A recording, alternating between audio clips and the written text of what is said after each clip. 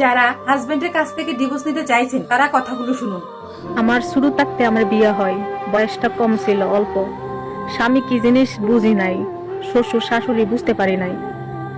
এখন যে বুঝটা বুঝি, যদি আগে বুঝটা বুঝতাম, জামাই যদি সিরা লেবুর রস লাগাইতো, তারপরও ডিভোর্সের নামটা, তালাকের নামটা মোহ লইতাম না। ফুল ফুটে বাগানে, প্রেম হয় গোপনে, প্রথম প্রেম ভেঙে গেলে সুখ হনার জীবনে। আপনারা যাই যে করেন না কেন, যতই জগরাজারি হোক না কেন, স্বামী স্বামী বউর ভিতরে প্রয়োজন 1 মাস 2 মাস আলাদা থাকবেন। তারপরে তালাকের নামটা, ডিভোর্সের নামটা মোহ লইবেন না। একটা মেয়ে যখন ডিভোর্স হয়ে যা, জিন্দা লাশ হয়ে বাইসা তাই, ও বাইসা তাহার থেকে মরে যাও অনেক ভালো। সমাজের মানুষ, মা বাবার কাছে বুঝা, রাস্তাঘাটে গেলেই কতি কয় ওর সাথে চলিস না, ও যদি ভালো হইতো সে ডিভোর্স হইতো না। সে যেই বাঁচেন যেই মরেন, তালাকের নাম কোনো দিন মহলেন না, কোনো দিনও সুখ হয় না। দ্বিতীয় বিয়ে যদি সুখ হয়, আবার ঠিক আগের মতো কষ্ট।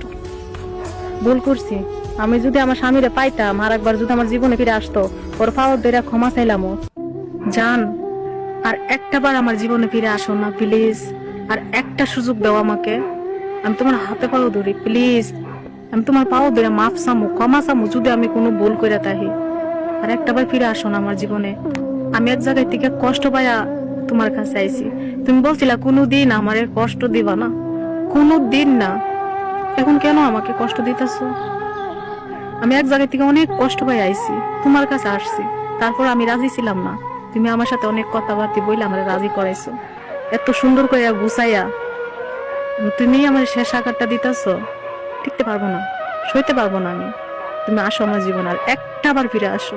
আমি তোমার অনুমতি দিব, তুমি বিয়ে করো, তারপরে তোমার রুমের এক কোনায় আমার ফালাই রেখো, সমস্যা নাই। ভালোবাসা দিতে হইব না, আমি তো প্রত্যেকদিন তোমার মুখটা দেখতে পারবো, এটাই আমার ভালোবাসা, এটাই আমার শান্তি। আমার আর কোনো শান্তির দরকার নাই। তারপরে তুমি আমার সাইরা যাইও না। তুমি যদি বিয়ে করতে চাও, আমি নিজে গিয়ে তোমাকে বিয়ে করাইবো, সমস্যা নাই। তারপরে তুমি আমার সাইরা যাইও না, আমি টিকতে পারবো না। আমি তোমাদের জায়গা, আমার আমার কোনো কিছু ভালো লাগে না।